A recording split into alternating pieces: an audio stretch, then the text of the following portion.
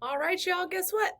Last one. Last video for today and for basically the rest of the stuff. So we've talked about the benthic organisms that live kind of on or near the seafloor, but in the upper portions of the water, right? So like the rocky shores and the coral reefs. And now I want to focus way down deep on the deep sea floor. So we used to think that this was completely devoid of life, but it's not, which is really, really fascinating. And so what these animals do generally, especially like any sort of plant-like organisms, instead of using light to photosynthesize, a lot of creatures actually use chemicals to chemosynthesize, if you will. So they use the chemicals in the water in order to live, thrive, and survive. And we have several different examples of these that your book kind of shines in on. So the benthic, or the deep sea floor, is the largest benthic habitat because this exists of basically anything else that's not coastal, right? So that can consist of the abyssal plains, the trenches, and the slopes of the mid-ocean ridges. So a way that you can if you were to flatten out all of the underwater mountains, it would straight up just be super, super, super big. So similarly to mountains, how you can have trees and different organisms at the base and up top because of the different environments, altitude, things like that. Similarly could be said for the mid-ocean ridges in the deep oceans. It's cold and dark, but not completely devoid of life. So the stable, super, super stable conditions of the deep oceans have favored deposit feeding in fauna creatures of many different species. So in fauna meaning they live in the muck, if you will. And epifauna do exist here as well. For the most part, everyone is teeny tiny boo-boo-boos. But deep sea gigantism can also occur, but it's not fully understood exactly how that happens, which makes sense, right? If we consider thinking back to primary productivity and what places are more productive and why, and the food chain or the food web, you need more food to grow bigger, right? The baleen whales, they're gigantic and they eat at a much higher trophic level. Whereas by the time stuff gets down to the deep sea floor, I mean, you're just eating scraps then at that point, really, right? So it makes sense that the animals, for the most part, are really small. So here are just some various examples of some of the little creatures that live on the ocean floor. So over here on the left, we have some types of anemones. What's kind of fascinating too is usually mostly the animals that live down there don't have a lot of color, but there's a bright orange one, which is kind of fascinating. We have tube worms here, which are really kind of wild and weird. We have a deep sea crab here. I think that might even be a spider crab, perhaps, though I may be incorrect in that. And then we also have some deep sea sponges as well. So sponges are somewhat similar to coral in a way, but they're different. They don't have everything that coral does. And then there's going back to that idea of chemosynthesis. These are tube worms here, which are in the deep sea hydrothermal vent area.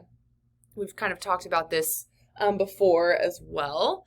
And what's kind of neat is you can see if you look closely at this picture, there's crabs, there's some shrimps, there might even be an octopus kind of floating around in there. So again, remarkably diverse in the deep sea part of the ocean, which is really wild. This is a deep sea isopod, which is moderately horrifying looking, but that's an example of deep sea gigantism. So we may not see it as gigantic. I mean, in comparison to a dog, for example, but it's gigantic in comparison to some of the other creatures that live down there. And then the bottom left, there's an example of a little cutie little crab, but what I loved about this is it also includes deep sea coral. So if you recall from the previous video, that coral, usually consists of two creatures. We got the polyps, which are the animal part, and the zooanthely, which is the plant part, and the plant part does a lot of the photosynthesizing and food creating. But in the deep ocean, you ain't got no sun, and if you ain't got no sun, you can't do no photosynthesis. So The coral down there is just straight up white. It's not bleached. It's not, it doesn't have any harm necessarily, but it is that white color. And because it doesn't have the plant part of it, it takes so long for the coral to grow. So a bad thing that happens, of course, is trawling along the bottom of the floor. That's a type of fishing, commercial fishing that can happen. And it's basically like these weights and tires and a huge net that spans an enormous space.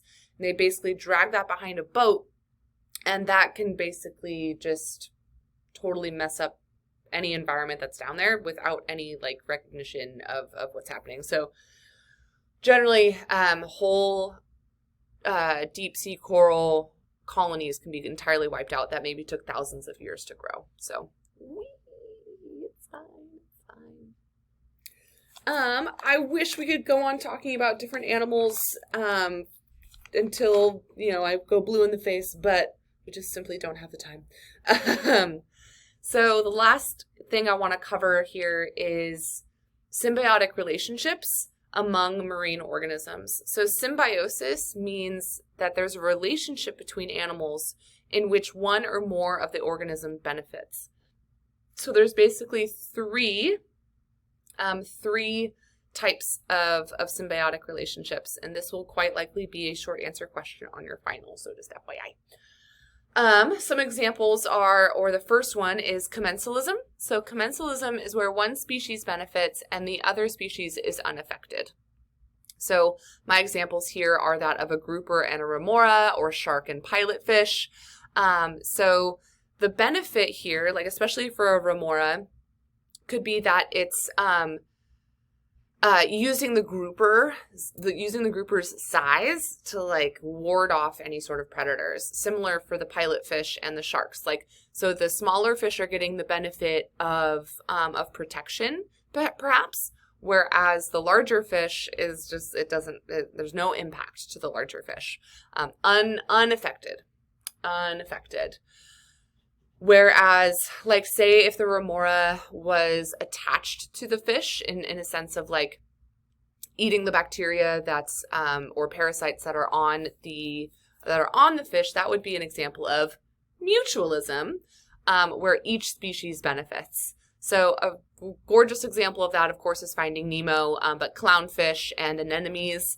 So clownfish have evolved to be able to withstand the stingingness of the anemones, whereas and then so the clownfish benefits from protection, and then the anemone benefits because the clownfish also wards away off any predators. So everyone is happy in that sense.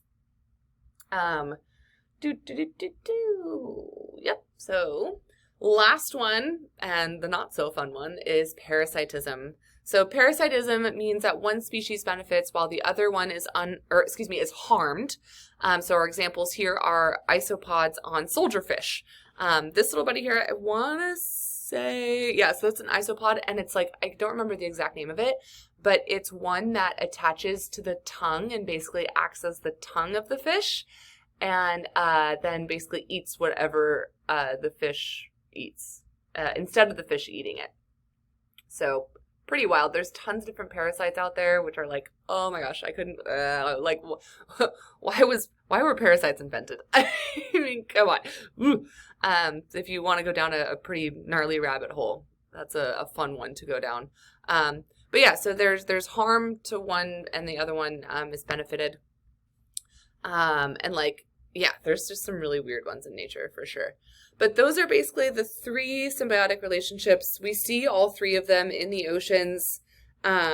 So it's really, really quite wild. And it's been a wild ride. So honestly, y'all, that's the end, right? So honestly, if there's anything that you got from this class, I really do hope that it's a greater appreciation for this planet that we call home and for the beauty that is around you.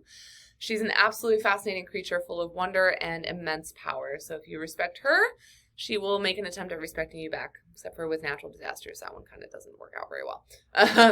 And, you can feel free to reach out to me beyond this class. I'm here for you always. You know, I've gotten to know all of you, and it's been a real fun journey. So thanks for sticking with me through a hybrid class. I know my class is a lot of work. So of course you also have my phone number, you have my email, and here's my Instagram handle. It's the time of year where I do extend the invite. You are welcome to follow me on Instagram if you want to keep in touch with cute cats and food. That's usually what my Instagram consists of.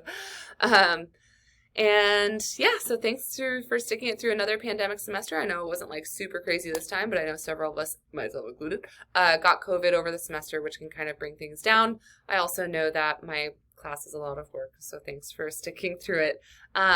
Do again, please come to class on Thursday. I have fun things planned in terms of final prep.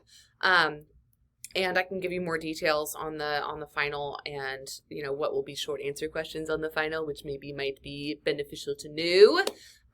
So with all of that said, thank you again so much for your time and attention and participation, and thank you for watching. We did it. Sigh of relief.